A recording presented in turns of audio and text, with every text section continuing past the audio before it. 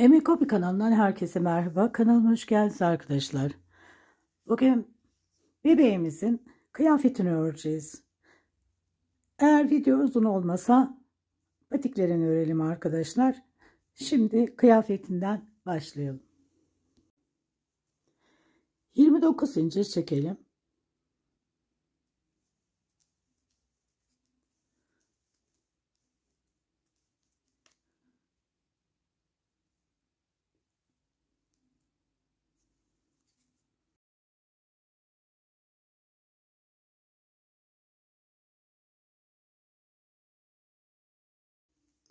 ...29 zincir çektim. İkinci zincirden itibaren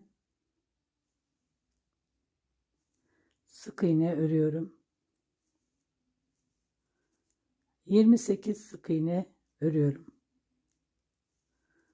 Sıra sonuna kadar 28 sık iğne örelim. 28 sık iğne ördüm.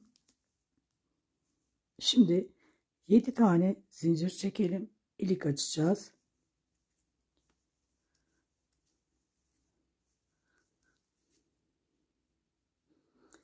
Ve dibine batıyorum. Yine sıra sonuna kadar 28 sık iğne örelim. Bu battığımı da sayıyorum. 28 sık iğne. 28 sık iğne ördüm. İlik açtıktan sonra şimdi bir zincir, dibinden itibaren bir sık iğne, bir artırma yapacağım. Bir tane sık iğne ördüm. Bir arttırma, bir sık iğne, bir arttırma, bir sık iğne, bir arttırma. Sıra sonuna kadar bir sık iğne, bir arttırma, 14 kez arttırmış olacağız. Sıra sonuna kadar bir sık iğne, bir arttırma yaptım. Bakın bu arttırmamız iliğin tam dibinde. Şimdi bir zincir, toplamda 42 sık iğnem oldu. Bir sıra 42 sık iğne örelim. Bir sıra 42 sık iğne ördüm. Bir zincirle dönüyorum. Şimdi 6 sık iğne,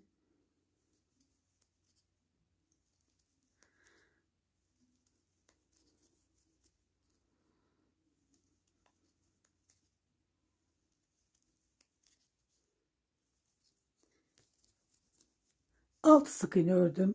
10 zincir çekelim. Bir tane zincir çektim. 2 3 4 5 6 7 8 9 10. Şimdi 1 2 3 4 5 6 7 8 9 sık iğne saydım.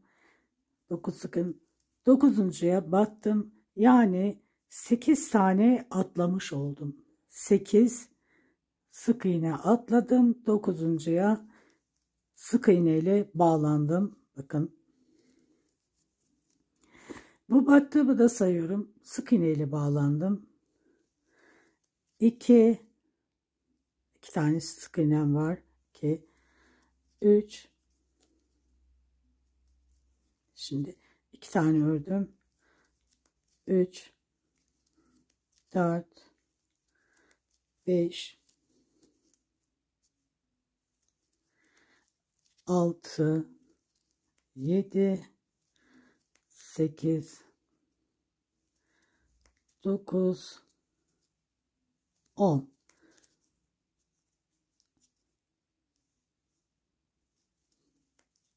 11 12 13 14 sık iğne ördüm. Şimdi tekrar 10 zincir, bir tane ördüm.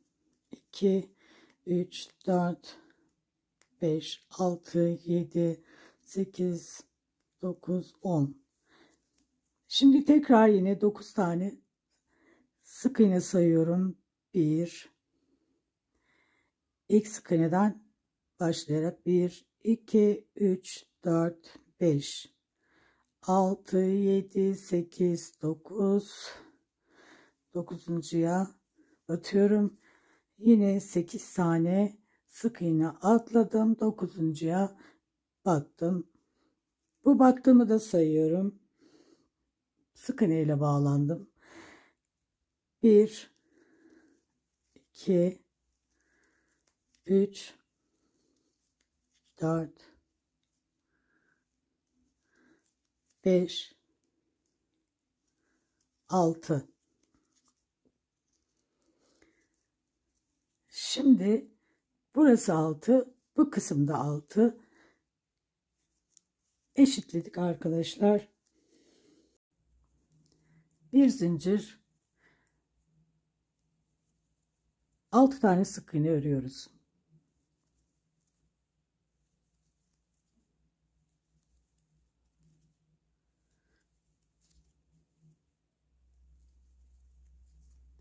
Buradaki zinciri kendime doğru çeviriyorum. Zincirin üzerine 10 tane sık iğne örüyorum. 10 zincir çekmiştik.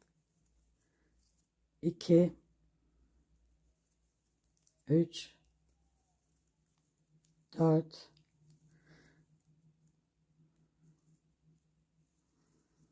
5, 6, 7, 8, 9, 10. Şimdi 14 sık iğne örüyorum. 1, 2, 3, 4, 5, 6, 7, 8, 9, 10, 11, 12, 13, 14, 10 zincir çekmiştik. Yine 10 zincir sık iğne örüyorum. 10 zincirin üzerine zinciri kendime doğru çevirdim. 2 tane ördüm. 3, 4, 5, 6, 7, 8, 9, 10. Şimdi 6 sık iğne örüyorum. 1, 2, 3, 4, 5, 6. Bir zincirle dönüyorum.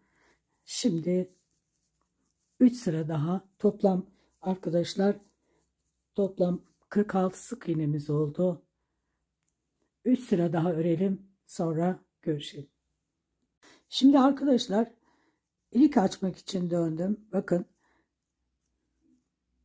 zincirin üzerini ördük. Zincirin üzerindeki sık iğne ile birlikte 4 sıra olacak.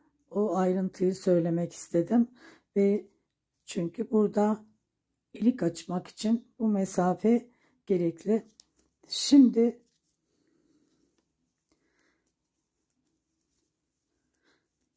yedi tane zincir çekiyorum.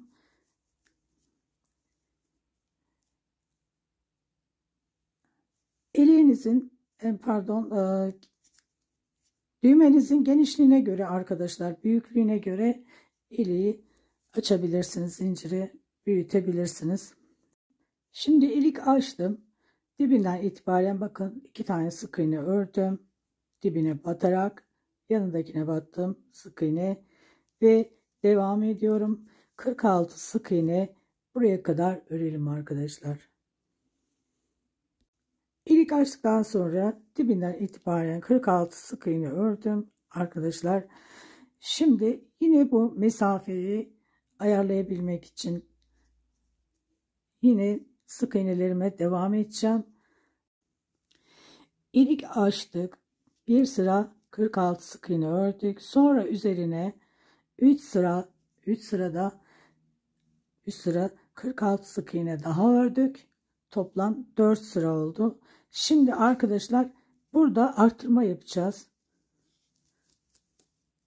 İlik açmak için mesafe daha kısa. Şimdi 7 sık iğne bir artırma yapalım. 1 2 3 4 5 6 7 bir tane arttırıyorum.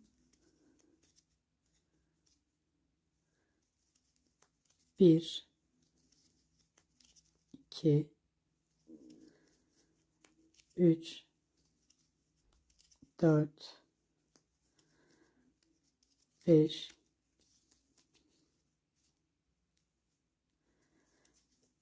6 7 bir tane arttırıyorum. İkincisi 5 kez 7 sık iğne bir artırma, sonra 6 sık iğne ile sırayı tamamlayacağız. 7 sık iğne bir arttırma, 5 kez örelim, 5 kez artıralım. 7 sık iğne bir artırma, 5 kez yaptım. Bakın 5 kez artırmış oldum. Şimdi 6 sık iğne ile sırayı bitiriyorum. Arttırma yaptım. 2 tane sık iğne ördüm. Bakın 2 3 4 5 6 toplamda 51 sık iğnem oldu. 51 sık iğne sıra sonuna kadar örelim, sonra görüşelim. Bir sıra 51 sık iğne ördüm. Şimdi bir zincir,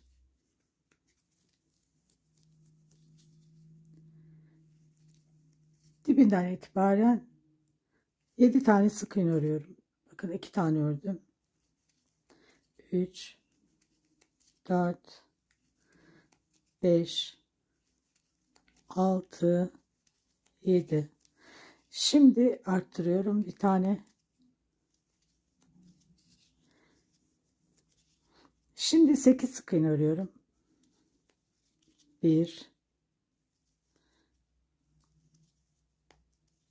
2 3 4 5 6 7 8 bir tane artırıyorum.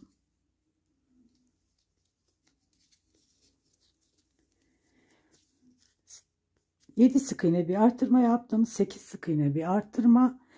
8 sık iğne bir artırma. 8 sık iğne bir artırma. 4 kez yapacağım.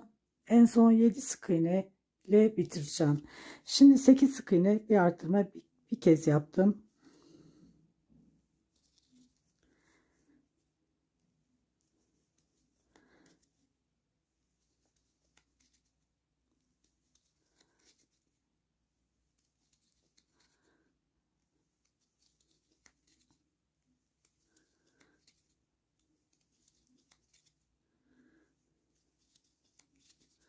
Şimdi 8 sık iğne ördüm.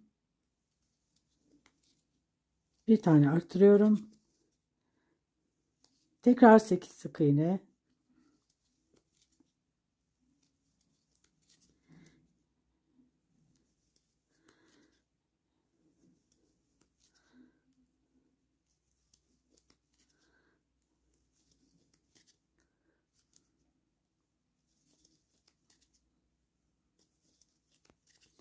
Bir tane artırıyorum.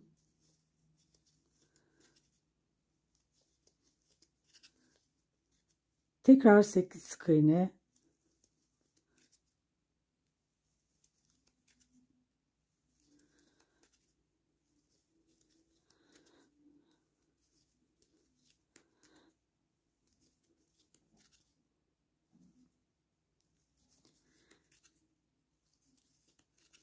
Bir tane artırıyorum. ve 7 sık iğne ile bu sırayı tamamlıyorum.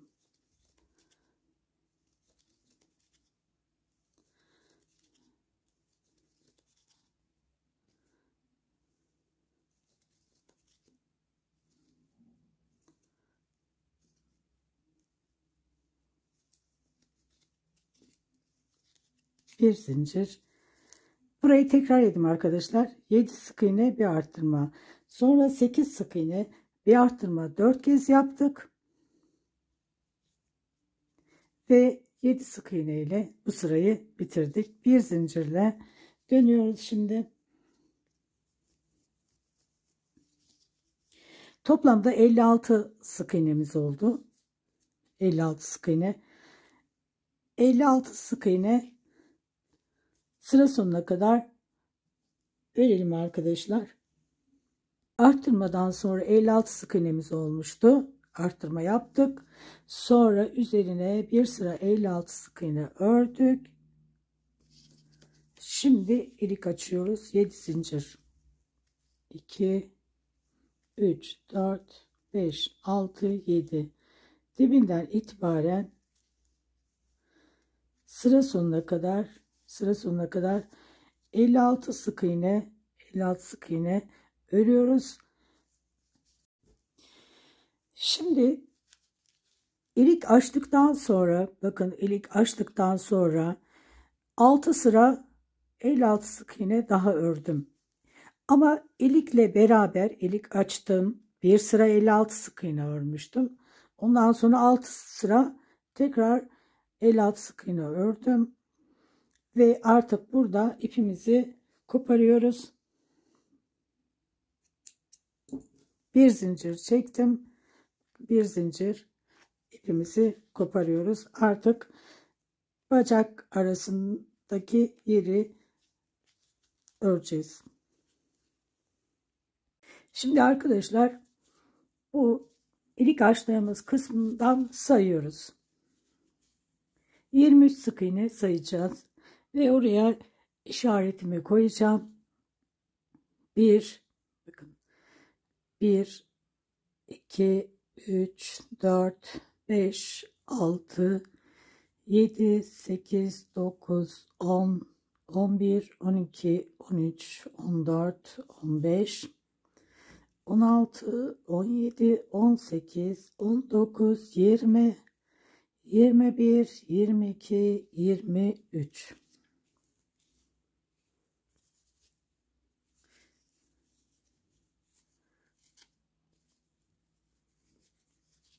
Buraya önce işaretimizi koyduk. Şimdi arkadaşlar, şimdi tekrar yine buradan sayıyorum. Bu sefer 10 sık iğne sayacağım.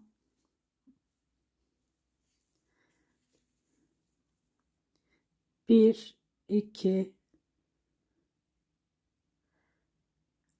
1 2 3 4 5 6 7 8 9 10. 10'uncuya da işaret koyuyorum. Tekrar sayayım. Evet. Şimdi burayı bağlayalım. Bağladığımız yeri sonra çalışacağız. Burada işaret koyduk oraya. Şimdi buradan da 10 sık iğne sayacağım. Arkadan bakın. Bu zinciri saymayın arkadaşlar. Bakın, sık iğneden sayıyorum. Şuradaki sık iğnemiz var. Bakın, onu sayıyoruz. Oradan başlıyoruz. 1 2 3 4 5 6 7 8 9 10. Buraya da işaretimi koyuyorum.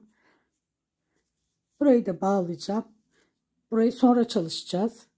Yani ön kısmı ördükten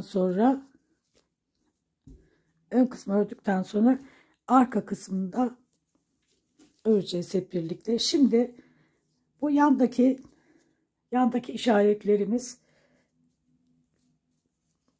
kalıyor. Şimdi buraya işaret koymuştuk. Öne 23 sık iğne saymıştık. İşaret koymuştuk. Oradan başlıyoruz. Bu ipi çıkartabilirim artık.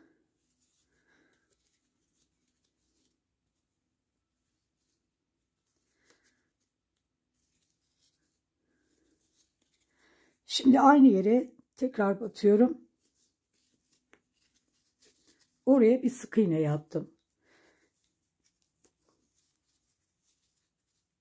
Şimdi şu ipi biraz alttan yürüteceğim. Şimdi buraya arkadaşlar 12 tane sık iğne örüyoruz. Ön kısmı bir tane ördüm.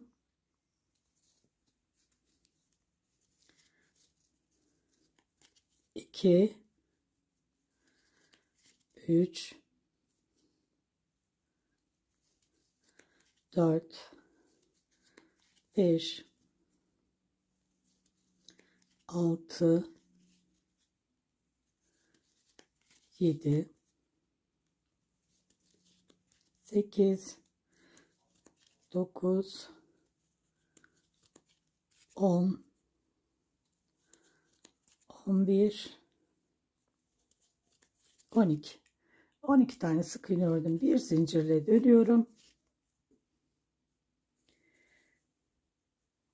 Buradaki ipimi artık kesebilirim. Biraz alttan yürüttüm. Şimdi devam ediyoruz. Bir zincir çektim. Dibinden itibaren tekrar 12 tane sık iğne örüyorum. Yine 2 sıra 12 sık iğne örmüş olacağım.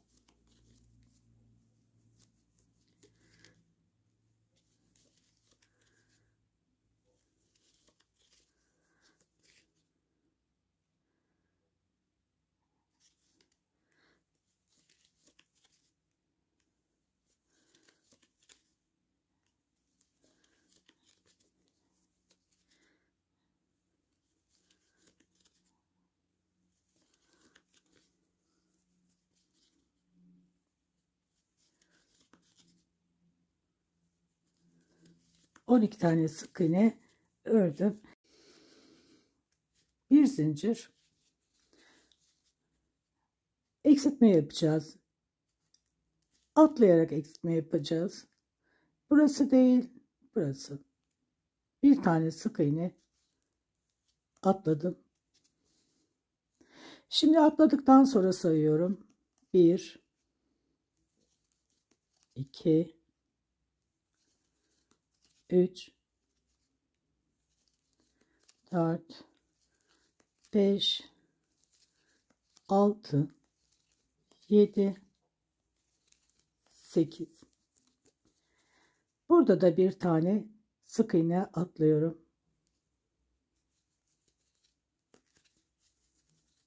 Bir zincirle dönüyorum.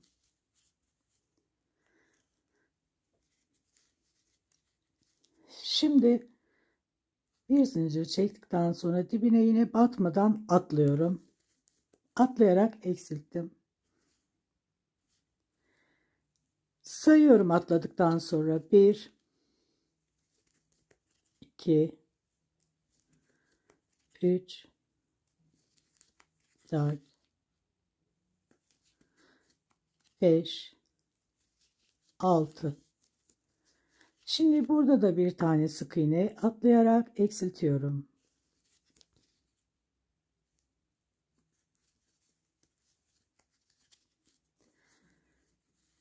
Dönüyorum, bir zincir çekiyorum. Dibinden itibaren, ilk sık iğneden itibaren 8 sık iğne örüyorum. Bir tane ördüm. 2 3 4 5 6 7 8. Şimdi bir zincir çekiyorum. Tekrar döndüm.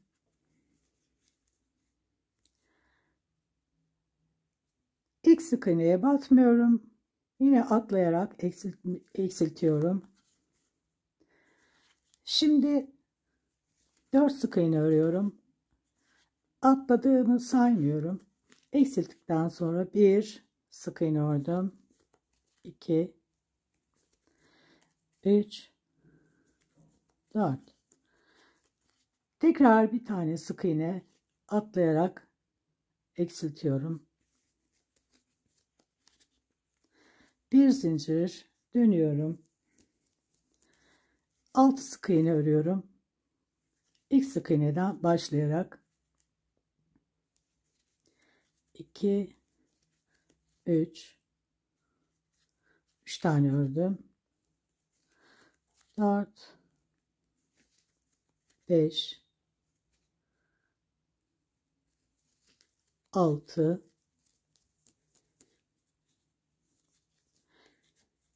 tekrar bir zincir çektim. Dibinden yani ilk sık iğneden başlayarak yine 6 tane sık iğne örüyorum. 2 tane ördüm. 3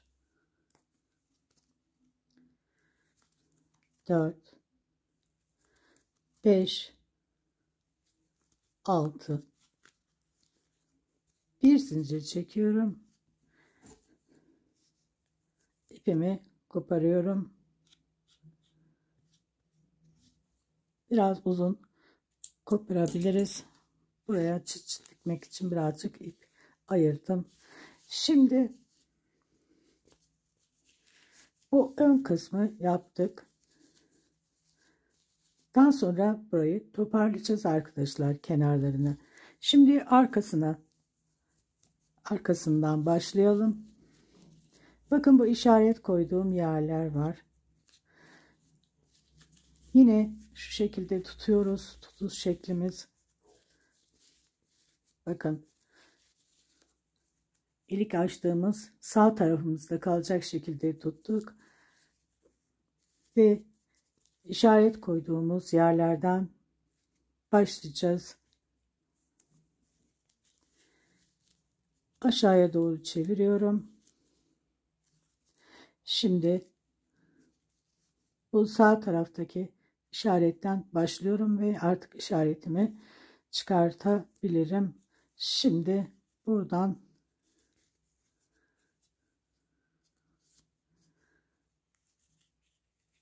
ip takıyorum. Bir zincir çektim. Dibine sık iğne ördüm. Şu ipi biraz alttan yürüteceğim. Sonra keseceğim. 2 tane sık iğne ördüm. 3 4 5 6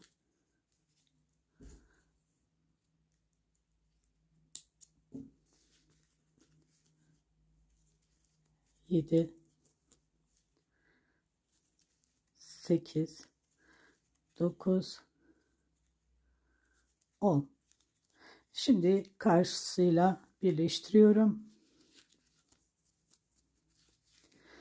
Sık iğne yaparak birleştirmiş oluyorum. Bakın sık iğne ile birleştiriyorum. 10 tane ördüm ve bu 11.'si 12 13 14 15 16 17 18 19 ve işaretimin olduğu yerle birlikte 20.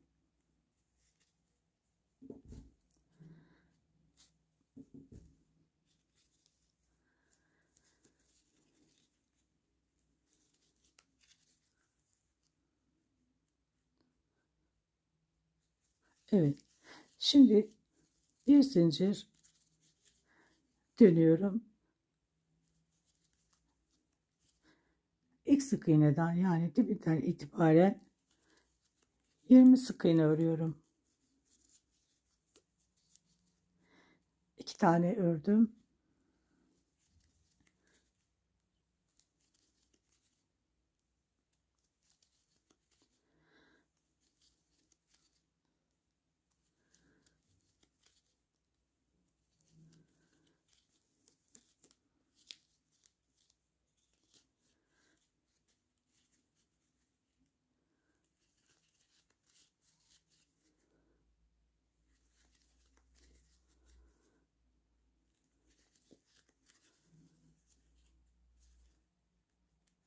Şuradaki ipi de alttan yürütelim.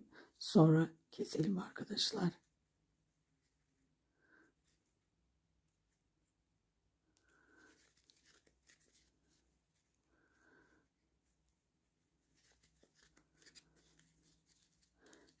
On bu tarafta, 10 bu tarafta, 20 tane sık iğnem olacak.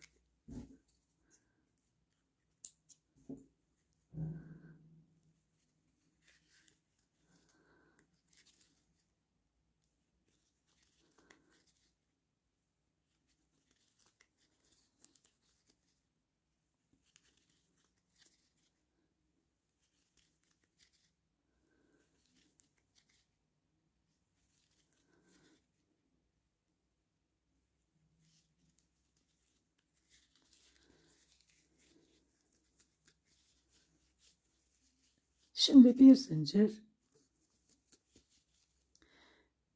ilk sık iğneye batmıyorum, atlayarak eksiltiyorum. Şimdi eksilttikten sonra, yani atladıktan sonra sayıyorum. 1 2 3 4 5 6 7 8 9 10 11 12 13 14 15 ve 16. Bu köşede de bir tane atlayarak eksiltiyorum. Bir zincirle dönüyorum. Yine ilk sık iğneyi atlıyorum. Sayıyorum şimdi atladıktan sonra. 1 2 3 4 5 6 7 8 9 10 11 12 13 14. Burayı da atlayarak eksiltiyorum. Bir zincirle dönüyorum. Tekrar ilk sık iğneyi örmeden atlayarak eksiltiyorum. Ve eksilttikten sonra sayıyorum. 1 2 3 12 sık iğne öreceğim arkadaşlar. 3 tane saydım şimdi. 4 5 6 7 8 9 10 11 12. Bakın, bir tane sık iğne atlayarak eksiltiyorum. Bir sık iğne ile dönüyorum. Şimdi yine bu köşeyi ilk sık iğneyi örmeden atlayarak eksiltiyorum. Atladıktan sonra 10 sık iğne sayıyorum. Bir tane ördüm. 2 3 4 5 6 7 8 9 10. Şimdi bir tane yine atlayarak eksiltiyorum. Bir zincir, yine bir tane atlayarak eksiltiyorum ve sayıyorum şimdi. 8 sık iğne öreceğim. Bir tane ördüm. Yani atladıktan sonra 2, 3, 4, 5, 6, 7, 8. Bir tane bakın atlayarak yine eksiltiyorum. Bir sık iğne. Şimdi tekrar bakın atlayarak eksiltiyorum ve 6 sık iğne sayıyorum. Atladıktan sonra 1, 2, 3, 4, 5, 6, bir tane atlayarak eksiltiyorum. Bir zincir. Şimdi 8 sık iğnem oldu burada. İlk sık iğneden başlayarak yani dibinden 8 sık iğne örüyorum. Bir tane ördüm. 2, 3, 4, 5, 6, 7, 8. Bir zincir. Şimdi dibine batmıyorum, yine atlayarak eksiltiyorum. 4 tane sık iğne örüyorum. 1, 2, 3, 4. Burada da atlayarak, burayı da atlayarak eksiltiyorum. Bir zincirle dönüyorum. Bakın. 6 sık iğne örüyorum. İlk sık iğneden başlayarak 1, 2, 3, 4, 5, 6. Bir zincir. Şimdi tekrar 6 sık iğne örüyorum. 2, 3, 4, 5, 6. 2 sıra ördüm şimdi. Şimdi bir sıra daha öreceğim. 3 sıra 6 sık iğne örmüş olacağım. Yine dibinden itibaren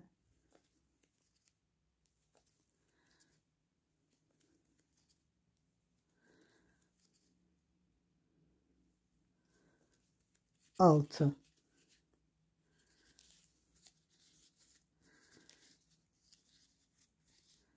Arka ve ön bitti. Şimdi kenarlarını toparlayacağız.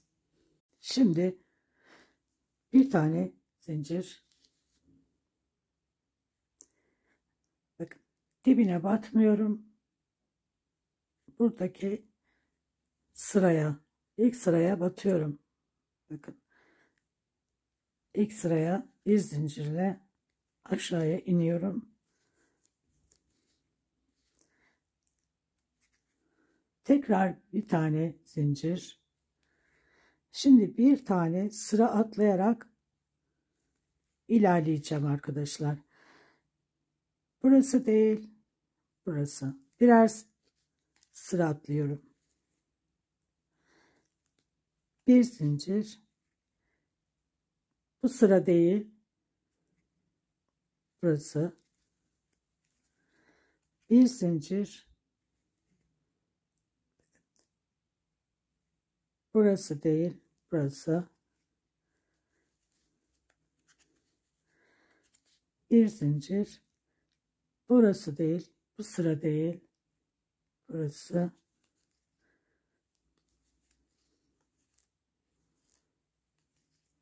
Bu sıra değil, evet, burası.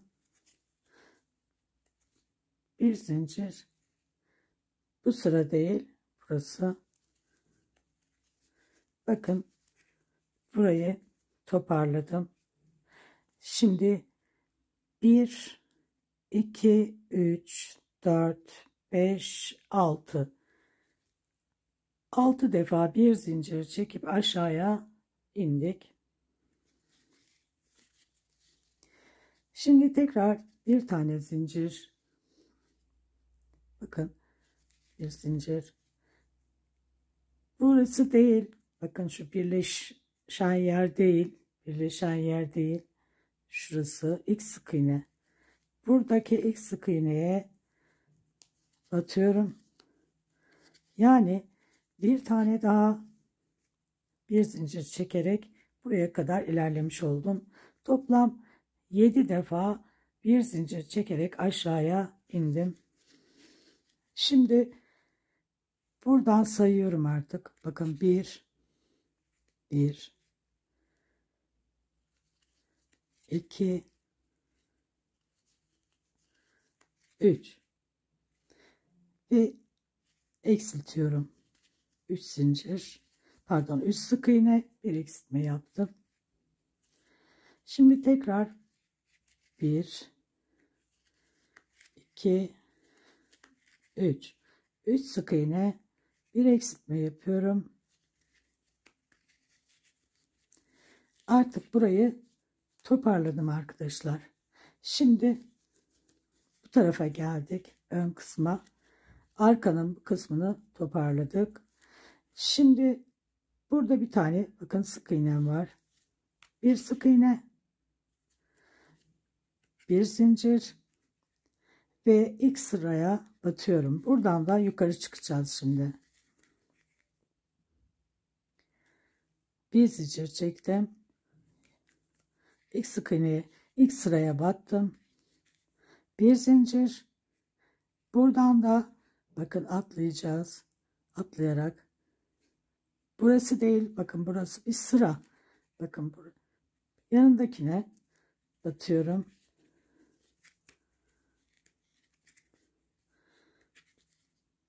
Bir zincir. Bu sıra değil, buradaki sıra.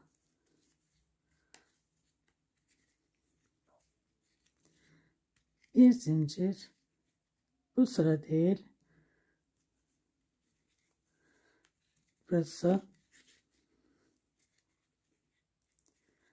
Bu ipi uzun bırakmıştık. Buraya çıçıt dikeceğiz. Şimdi bir zincir, buraya batıyorum.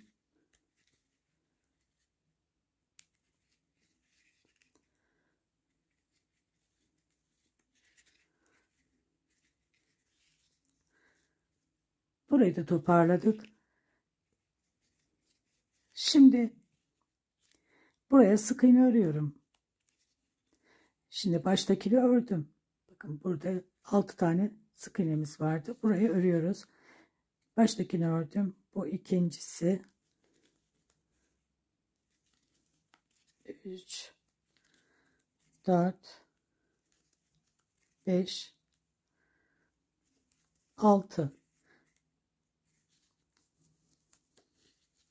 Şimdi burada da bir zincir. Bir zincir. Ve ilk sıraya batıyorum. Bakın, dibine değil, ilk sıraya. Aşağı ineceğim. Bir zincir. Şimdi yine atlayarak, buradaki sıra değil, burası. Bir zincir. Bu sıra değil, burası. Bir zincir. Burası değil, burası. Bir zincir. Burada da bakın, ilk sık iğneye batıyorum. İlk sık iğnemiz burası. Buraya battık. Burayı toparladık. Şimdi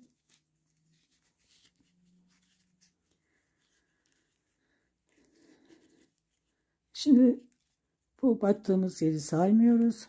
Burası bir zincirle atladığımız yere dahil. Şimdi yanından itibaren sık iğne örüyorum. Bir tane ördüm. 1, 2, 3. 3 sık iğne ördüm, bir eksilttim.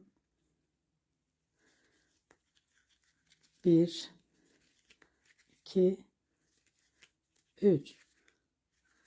3 sık iğne ördüm, bir tane eksiltiyorum. Şimdi burada kalan bir tane sık iğnemiz var, bakın orayı sık iğne örüyoruz aynen buradaki gibi. Şimdi buradan, burası kaldı toparlayacağımız yer, sadece her tarafı toparladık. Şimdi bir zincir çek, bir sık iğne ördüm, bir zincir ve ilk sık iğneye, ilk sıraya, pardon, bakın ilk sıramız burası, oraya batıyorum. Bir zincir, buradaki sıra değil, buradaki sıra. Yine burayı da atlayarak yukarı çıkacağım. Bir zincir, bir atlayarak yukarı çıkacağım. Bir tane zincir, burası değil, burası. Sıra atlıyoruz. Yani birer sıra atlayarak bir zincirle toparlıyoruz. Şimdi burası değil, burası. Bir zincir, burası değil, burası. Bir zincir, burası değil, burası. Bir zincir ve başa geliyorum. Bakın. Şimdi buraya arkadaşlar, buraya da sık iğne örüyorum yine. Bakın 6 tane sık iğnemiz vardı burada. Şimdi bir tane ördüm. 2 3 4 5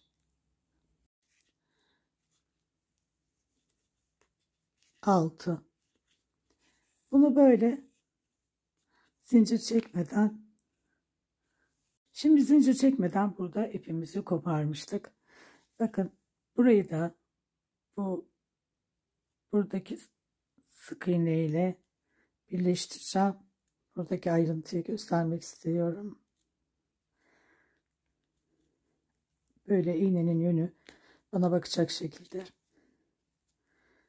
Sonra buradaki katı, bakın buradaki tek katına batıyorum.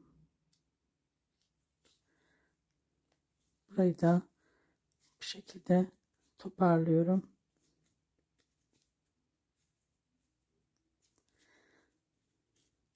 Sonra arkadan, sonra bu ipimizle çıt çıt dikeceğiz buraya. Çıt çıt da arkadaşlar şu şekilde dikiyoruz. Bakın ön kısmı burası, ön kısmı. Çıt çıtı bu şekilde ayarlayarak dikelim. Bu ipin 2 katı yeterli. Çıt çıt küçük olacağı için. Şimdi kolunu öreceğiz. Bakın buradan toplam 20 sık iğne çıkartacağız arkadaşlar. Buradaki bakın tek olan ilmekleri batıyorum.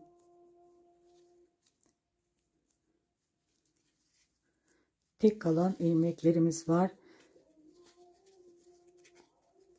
Zincir çek ördüğümüz ve tek kanadı kalan ilmekler. Şimdi aynı yere bir kez daha batıyorum. Sık iğne ördüm. Yandan itibaren devam ediyorum. 2 3. Bakın burada ilk başladığım yer, ilik olan kısım değil, bu taraftan başladım. 3 tane sık iğne ördüm.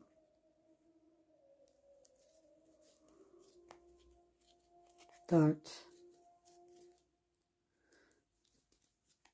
5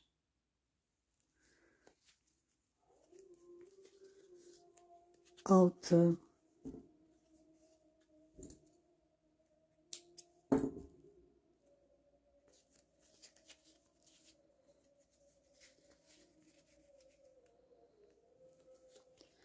7,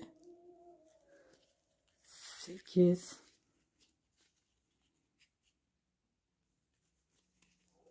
9, 10,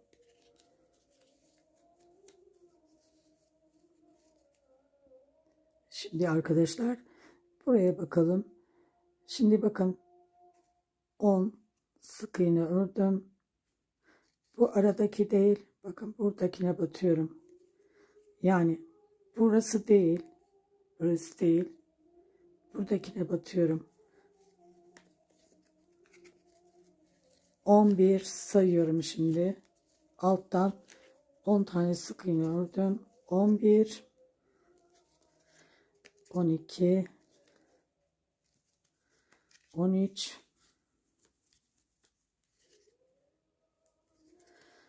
14, 15, 16, 17, 18, 18,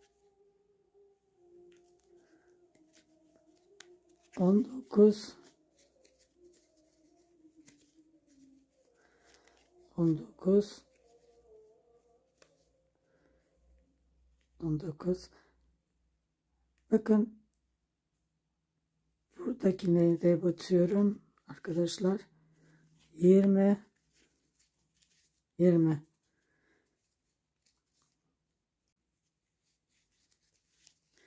Bakın burada da buradaki araya batmıyoruz. Buraya kadar 20 sık iğnemiz oldu. Karşıyla ilmek kaydırarak birleştiriyorum.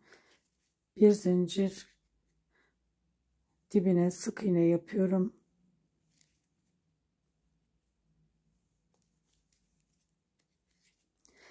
Toplam arkadaşlar 20 sık iğnemiz oldu.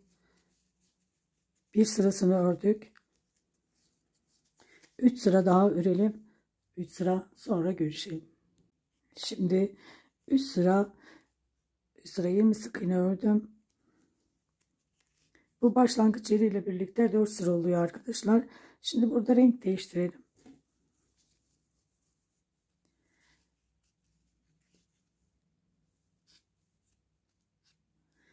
Bunu da çoğumuz biliyor. Bakın iki tane ilmek tığımda kalınca diğer renge geçiyorum ve şu alttaki sarıyı ve şunu da birlikte yürütmek istiyorum. Sonra keseceğim. Yine ilmek kaydırarak karşı ile birleştirdim. Bir zincir dibine sık iğne ve buradaki ipleri de alttan öreceğim. Sonra da bunları keseceğim. Yine 20 sık iğne öreceğiz ama 2 sıra öreceğiz.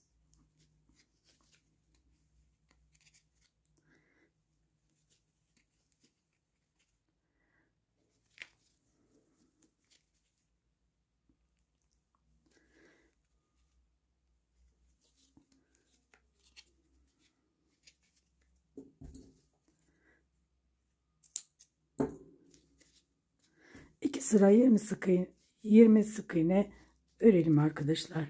2 sıra. Şimdi burada yine arkadan başlıyoruz. Bunu da alttan örmeden direkt böyle öreceğiz. Başlangıç yerimiz burası olacak.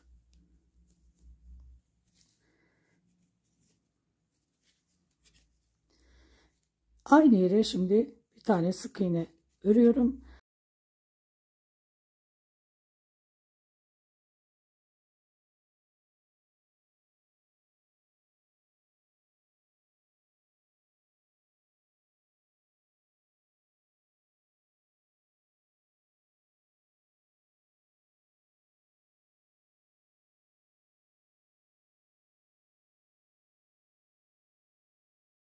Şimdi ayakkabısını örüyoruz.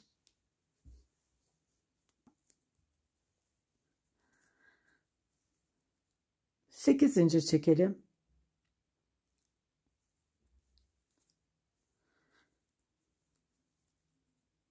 İkinci zincirden itibaren alt sık iğne örelim.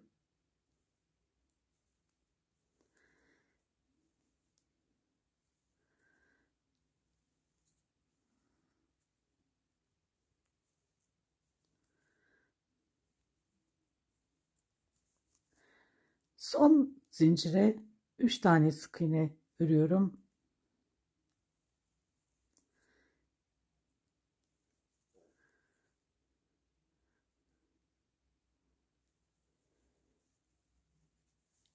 Şimdi 5 tane sık iğne örüyoruz. Bir tane ördüm. 2 3 bu ipi alttan yürütüyorum. 4 5 Şimdi son boşluğa, bakın son boşluğa 2 tane sık iğne yapıyorum.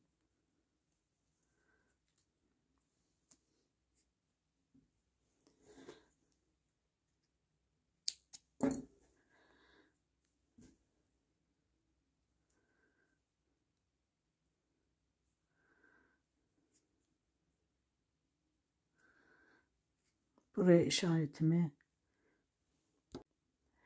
Şimdi ilk sık iğneden başlıyorum. Bir tane arttırdım. Bakın, bir tane arttırma yaptım. 5 tane sık iğne örüyorum. 1 2 3 4 5 Şimdi 3 tane peş peşe arttırma yapıyorum.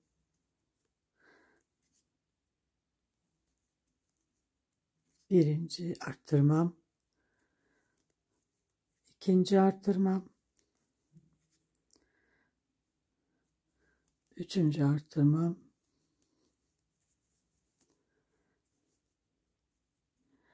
şimdi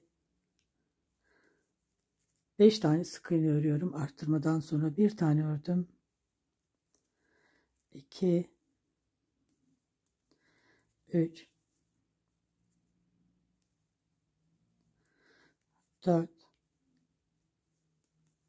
5 Şimdi 2 tane yan yana arttırma yapacağım. Birinci arttırmam, ikinci arttırmamda işaretin olduğu yer.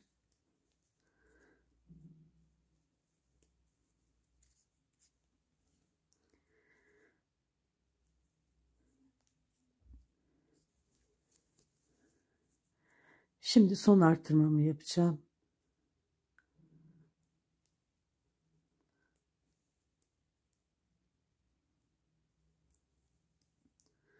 Bir sık iğne, bir arttırma, 7 sık iğne öreceğim.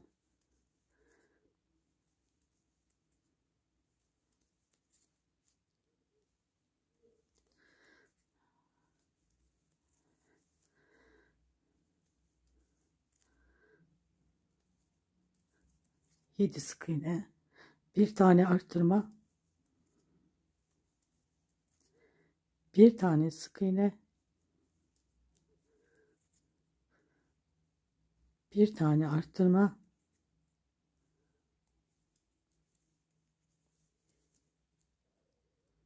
tekrar 7 sık iğne öreceğim. 1 2 3 4 5 6 7 7 sık iğne, bir arttırma yapıyorum. ve 2 sık iğne ile bu sırayı tamamlıyorum.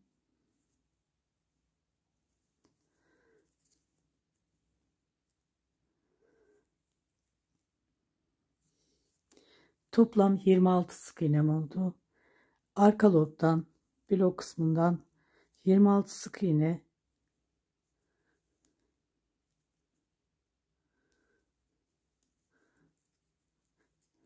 25 sık iğne örelim arkadaşlar. 26 sık iğnemiz oldu. 25 sık iğne arka lobdan örelim ve işaretin olduğu yeri normal sık iğne ile örelim. 25 sık iğne arka lobdan ördüm. 26.sını bu şekilde normal örelim.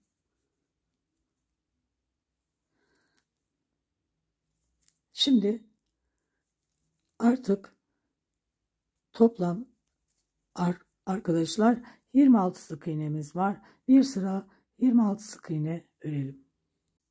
Bir sıra 26 sık iğne ördüm. Şimdi 7 sık iğne örelim.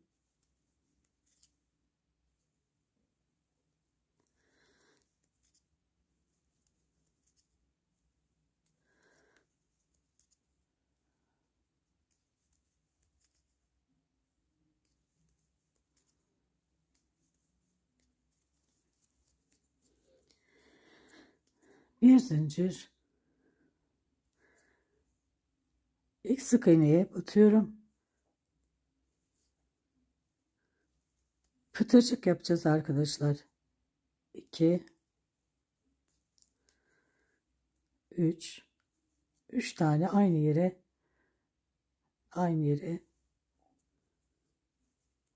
DC ördüm. Bakın. Şimdi bakın, ilk sık iğneye batıyorum, yine yanındaki sık iğneye batıyorum.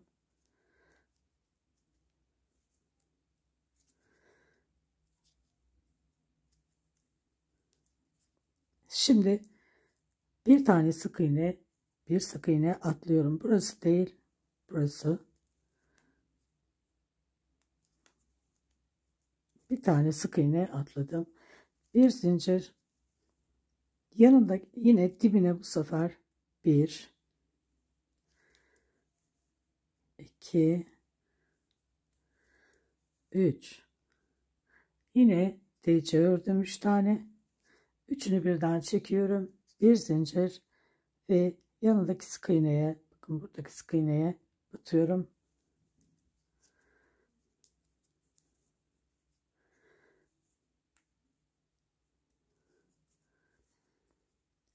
Şimdi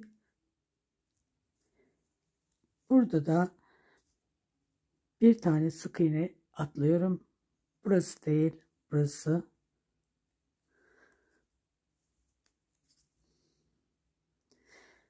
Bir tane zincir, dibine batarak pıtırcık yapıyorum. 1 2 3, bir zincir, yanındaki sık iğneye batıyorum.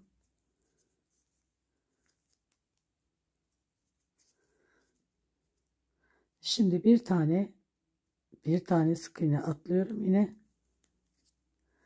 bir zincir. Bu öne 4 tane pıtırcık yapıyorum arkadaşlar. Bir zincir çektim. Dibinden itibaren bakın 1 2 3 tane DC trabzan yaptım. Şimdi yine ilk sık iğneye batarak devam ediyorum. Bir tane ördüm. Bakın ilk sık iğneye battım. Yanındaki sık iğneye, ikincisi, 3 4 5 6 7 8, dokuzuncusu işaretimin olduğu yer.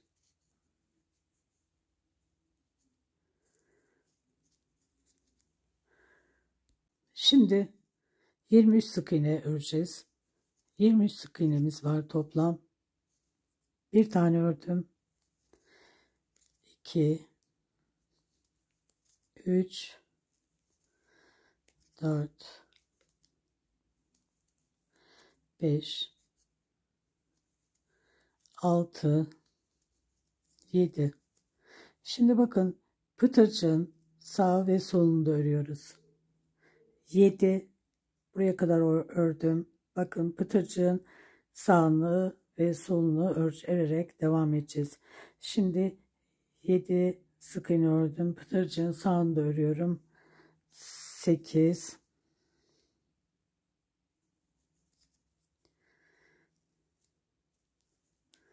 9 10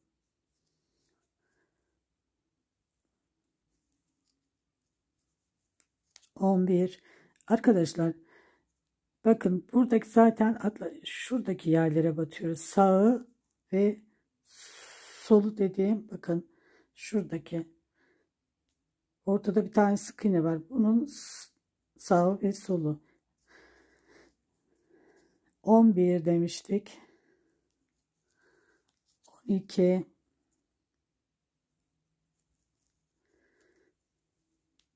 13 14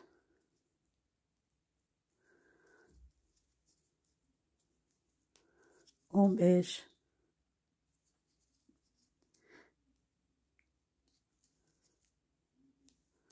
16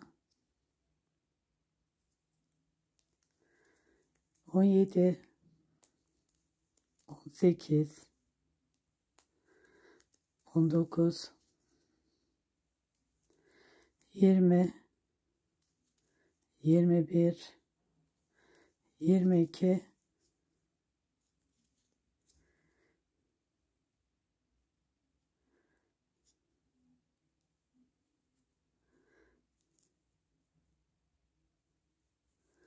23. Şimdi bir sıra daha 23 sık iğne örelim arkadaşlar. Bir sıra daha. Şimdi bir sıra daha 23 sık iğne ördüm. 6 sık iğne örelim.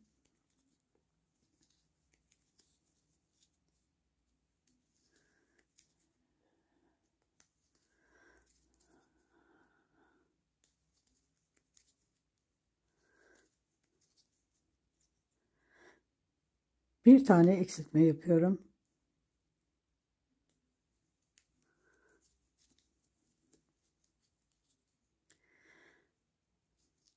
Bir tane sık iğne,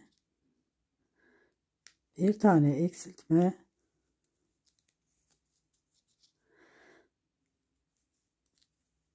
bir sık iğne, bir tane eksiltme. Şimdi bir tane sık iğne, bir tane eksiltme, 4 kez eksiltmiş oldum. Şimdi 6 sık iğne örüyorum. 1 2 3 4 5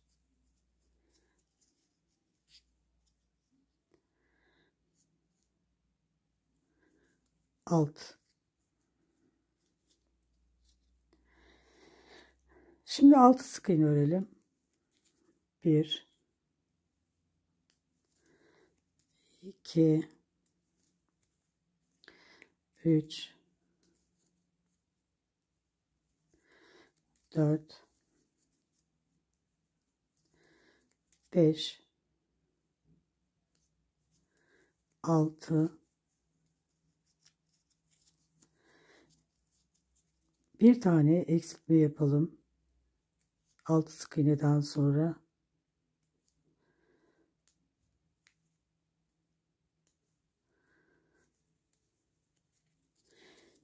3 sık iğne örelim.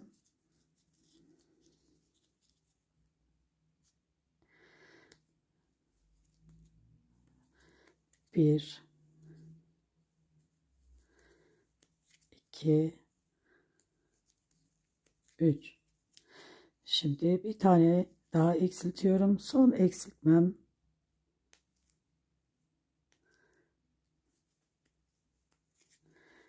Ve 6 sık iğne ile bu sırayı da bitiriyorum. İkincisi 3, 4, 5, işaretin olduğu yerle birlikte 6. Toplam 17 sık iğnem oldu. 17 sık iğne. Bir sıra 17 sık iğne örelim arkadaşlar. Patimizin şekli çıktı. Bakın.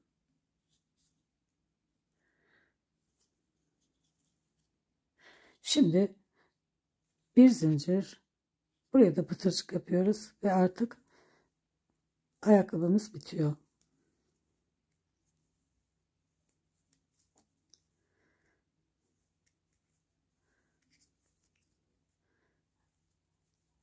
İlk sık iğneye yine aynı batıyorum. Ama burada bir tane sık iğne örüyoruz, bakın.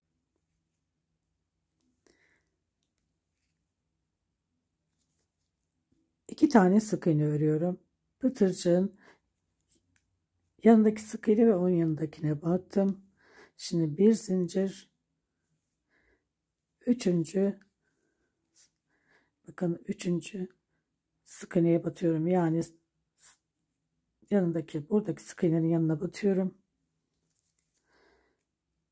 2, 3.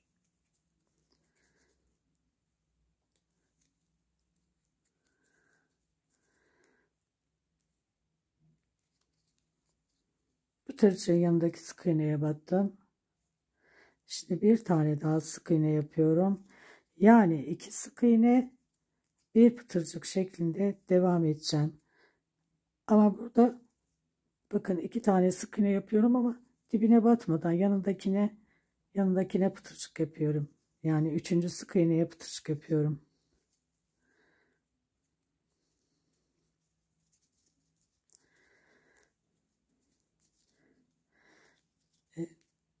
Şimdi bu şekilde ayarlayalım. Minik bir ayakkabı.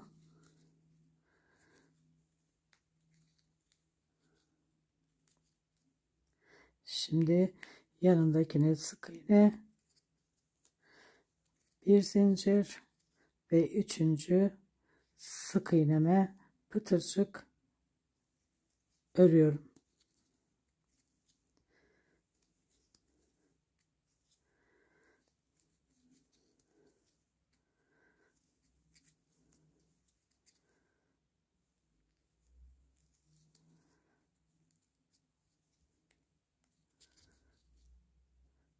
Bir tane sık iğne, ikincisi,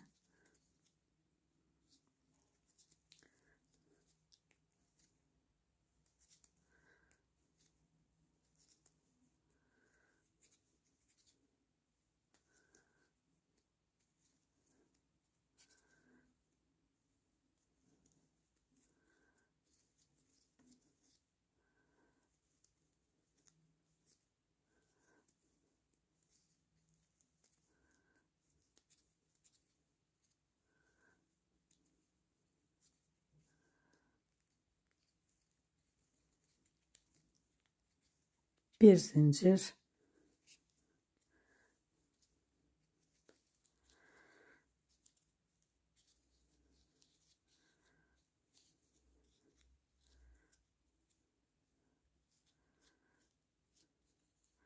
ipimizi artık koparabiliriz.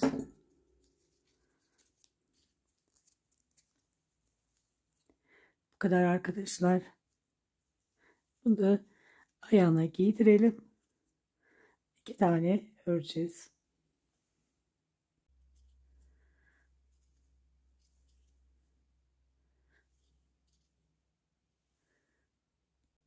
Kıyafet ve batik yapımı bu kadar. Umarım videolarımı beğenir ve yorumlarınızı benden esirgemezsiniz. Sonraki videoda şapkasını ve emziğini yapıyoruz. Sonraki videoda görüşmek üzere. Hoşça kalın. Allah'a emanet olun.